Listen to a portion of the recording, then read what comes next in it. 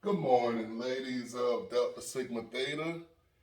I have been looking so forward to this discussion. I'm going to start with the solution.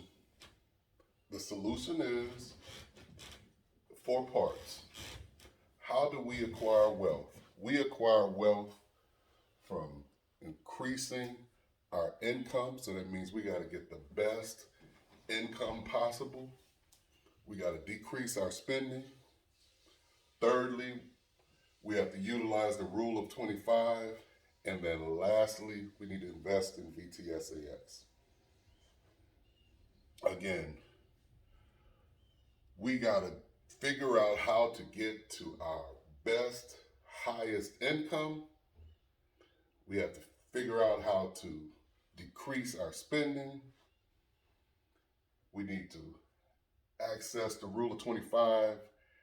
And lastly, we need to invest in VTSAX. Again, good morning. I'm Carlos Young, and I have been invited here during this wonderful graduation ceremony to teach you some tools, some very practical tools to access wealth. And I guess first I should begin with, well, I already began with, I gave you the answer already. Next, what I want to do is, I guess I need to qualify myself, right? Um, I I'm already qualifying you. You've already done your surveys. You've done a wonderful job. You're already the beautiful and exciting women of Delta Sigma Theta. So in my mind, you're already qualified. I know, I know my people though. It's not going to cast aspersions on Delta Sigma Theta. Like I said, you're lovely ladies. But I understand this is being taped, so there's probably going to be some folks that maybe not share your views as it relates to Carlos Young. I'm Carlos Young, the husband of Yvonne Young, one of your founding mothers of this chapter of Delta Sigma Theta. And she and I have been able to amass wealth. We have amassed enough wealth where we can actually sit down now and draw down from our investments such that it could sustain us for the rest of our lives. That's what I want you to get to, and that is what qualifies me to stand in front of you. Not necessarily that I have a degree in engineering, which I do, not necessarily that I have an MBA, which I do, and not necessarily that I'm in the middle of a PhD in finance. The professors love me. I get all A's on my papers. That could qualify me too, but I'm just telling you right now, anyone that stands before you that's telling you about some personal finance, their main qualification should be their own personal net worth, their own personal financial journey. Because if they can't run their own financial matters, how in the world can they stand in front of you and advise you? I wouldn't go to a fat person for advice on how to lose weight. And I wouldn't advise you to go to broke people for advice on how to become wealthy. Why do you want to become wealthy? I say that you want to be wealthy because don't you want peace? Don't you want peace of mind? Don't you want peace of mind for not only you, but peace of mind for your children and your children's children? You see, there's a reason why the word wealth is inextricably tied to health. Wealth is financial health. Wealth is financial independence. And you should want that. You must want that because this is your path to peace. So the problem statement is, how do I acquire financial independence? And in so acquiring financial independence, how do I access generational wealth for not only me, but my children and indeed my children's children? Well, I already gave you the solution. I gave you the solution up front. There is no other solution I'm going to give you. It is the same. The solution is in four parts. The path to wealth, the path to financial independence is in four parts. First, particularly to those who are just starting out, who are just graduating from high school and looking towards what are they going to study, what are they going to do, what type of career pursuits are they going to have? Well, I would say to you, you chase after that career pursuit that gains you the most income. You go after that career pursuit that you can do, that you can feel passionate about, that you can sit and love for some time, 10 years. I'm not saying 30 years, for around 10 years. And that can cause you to get the most income. When you think like that, then it doesn't necessarily have to be lawyer or doctor, although I'm not disparaging lawyers or doctors. But what I am telling you is I would like you to use a different equation besides just the highest income. I said the highest best income, and by that I mean let's use some financial tools even right here. I want you to access your highest best income with your most reasonable tuition, your most reasonable outlay. Because wealth is going to always be that, y'all. Wealth is going to always be what's coming in over what's going out. So we might as well start now. So then when you have this mindset of, okay, what's the most I can have coming in with the most valuable, the most reasonable amount going out by way of tuition, we're talking about income here. We're talking about career choices. Well, if that's the case, then we only need to Google, okay, what's some of the highest income? And then when you do that, income fields, then when you do that, you'll certainly find doctor and lawyer in there, but you'll also find electrician, plumber, construction worker. You'll also find physical therapists. You'll find a myriad of items under the medical field that aren't necessarily a doctor. $60 to $70 to $80,000 income being a lab technician, being a physical therapist, being a radiation therapist, or the person that runs the radiation machines. And you see, when you get to this, now you look at these types of fields, well, wait a minute, this isn't necessarily even a 4-year degree. Some of these is 2 years associate's degree or less, and you're still getting to 80,000, 60, 70, 80,000 or more in income. So when you use that kind of mindset, then you can get to your best, quickest income. It works for us too. It works for those of us who are older, who are maybe looking at a different career choice. We should be taking a moment now, taking a step back now and saying, hey, wait a minute. Okay, I'm tired of being laid off, or I'm tired of having that feeling that I could be laid off. What's a field that I can get into that would net me my best income, and that is a very marketable trade or a very marketable skill, a very marketable career, where my chances of being laid off is less. And then, of course, what Yvonne and I are doing right now, we started our own construction business. I'd certainly encourage you to look at any age, what is a business that you can start to start getting you this high income, okay? So we talked about different ways. We talked about ways that you could do it at the beginning of your career, what to choose as far as a vocation. We talked about it later on in your career. We talked about accessing it through a business. So that's the income part.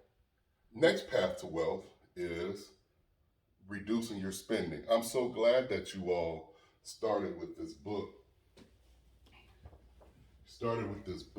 On 12 steps to financial freedom, and a lot of this has to do with becoming debt free. Absolutely. That's a big component of it. Talks about getting started and getting in control, and basically starting with a plan, and a lot of it has to do with getting rid of debt. Well, I'll tell you one thing, one big way of getting rid of debt is never to get in it. You don't have to get into debt. So back to the thing about income, right? Back to the different vocations that you can choose. One of my sons chose welding. We were able to pay for that welding degree debt free. He owes no one. Have another son that chose a very lucrative vocation, actuarial sciences. Look it up, y'all. This is another vocation. I mean, this one takes a 4-year degree, but after you finish it, you're in so much demand that you can make $70, $80, $90,000 right off the rip.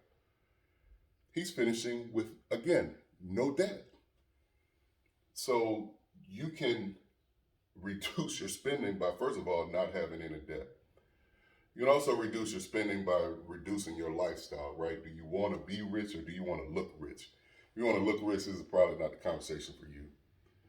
If you want to be rich, if you want to be wealthy, is a better word for it, then do you really need every streaming video platform known to man? I mean, really? Do you really need every new? I don't even want to give brand names because I'm not here to try to advertise for these clowns. But do you really need every designer purse, every designer shoe that comes out? We got to figure out how, y'all, with the spending thing. I understand it. There is a joy. There is a not joy. There is a happiness that's released. Right. There's literally dopamine released into your psyche when you buy things. There's a little jolt of dopamine. Well, what we got to do is we got to figure out how to have that jolt of happiness from investment, from looking at your portfolio and seeing your portfolio rise. That to me has more. It gets beyond happiness. It actually gets to joy, which is a long-lived happiness, a happiness that I know will occur not just for me but for my children. Let's get to that. And we get to that by reducing the spending. We got a lot of frivolous spending. Do we really need to go out to eat every day? You talked about all that in the book. So that's an important part to your path to wealth. Reducing your spending and tracking your spending, as he told you. He told you about tracking spending. There's certain ways to get to that. One way is paper and pencil. That's always one way to do it. Another way is YNAB. And then another way, I like Tiller too. I'm using Tiller for the business. We're using YNAB at home. So these are some software tools that you can use to track your spending. Why do you need to track your spending? Because we got to get to this rule of 25. Rule of 25. This is how you get to your financial independence number. Your financial independence number, that number that you get to financial independence, financial freedom, generational wealth, wealth where it not only enables you, but it also ingratiates your children and your children's children. How do you get to that number? That number is, rule of thumb is that it's 25 times your spending. That's why it's so important to know what your spending is. So 25 times your annualized spending will get you to your financial independence number. And there's ways we got to that 25. The 25 is, follow me here. We're going to talk about some arithmetic a little bit, but I just want you to understand, because I think if you understand, it'll be better. It'll live a little bit better for you. That rule of 25 actually gets to this study that was done by a financier that said that really what we're trying to get to in retirement is we're trying to get to a drawdown rate of 4%. Why 4%? Because if you look at it, you take $1 million. Let's just take some numbers. Let's say that you have amassed $1 million. If you draw down annually 4% from that million, that's $40,000. Why $40,000? Because I know I saw the numbers that you all sent in. I know some of us are big money grips. I get it. You've got a lot more income than 40,000, but still, the median income as it stands right now in the USA is $35,000. So it is not far-fetched to believe that if you can amass enough wealth to where you can be drawing down $40,000 or less every year as far as your living expenses, then you can survive. That's where it comes from. And that's where the rule of 25 comes from. But your rule of 25, it may not necessarily be 40,000, right?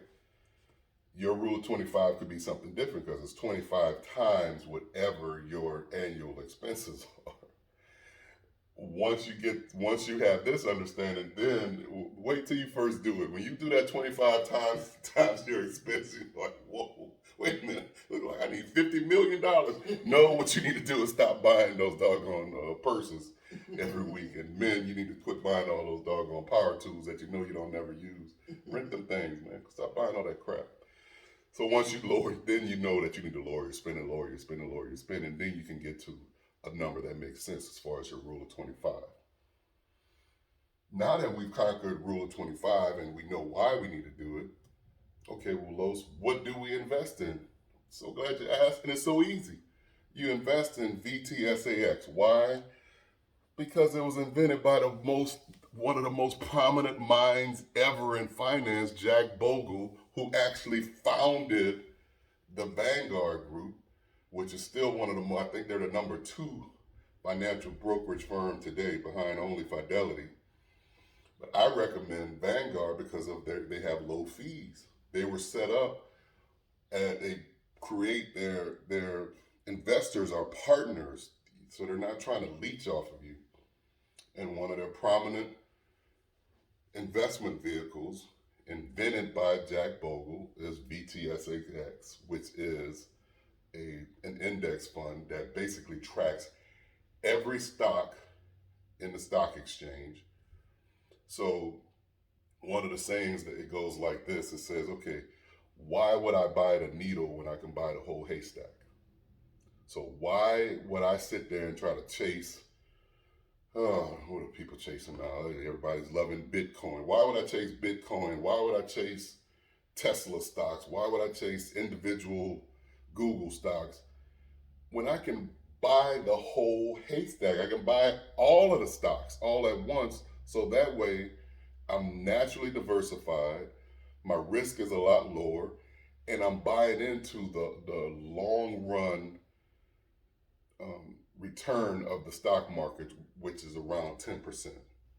So if the long run of the stock market is around 10%, and I'm buying into VTSAX, so that means over the long haul, sometimes more, sometimes less, but in general, I can bank on as much as you can bank on an investment. I can bank on 10%. So then 10%, well, 2% for inflation, that gets me down to around 8%. 1% for brokerage fees, that gets me to around 7%. Los, you just told me about that rule of 25, how it really is closely aligned with the 4% rule. Absolutely. It's aligned with that 4% rule because if I have 7% returns on my investments, and in retirement, if I'm only drawing down 4%, that means I got 3% that's still floating in my investments. That means in perpetuity, if I can draw down 4% or less, I'm still going to have a percentage of my money that's still growing in the market. And that's how we get to the rule of 25, which is based on that 4%. By way of summary, how do we get to financial independence? And really what I want us to get to is financial independence, retire early. That's why I said 10 years. So there's a whole movement out there that you may or may not know about called FIRE, Financial Independence, Retire Early. Most of the folks in this movement, they don't look like us. So what I want us to develop is BONFIRE, Black Only Network, FIRE.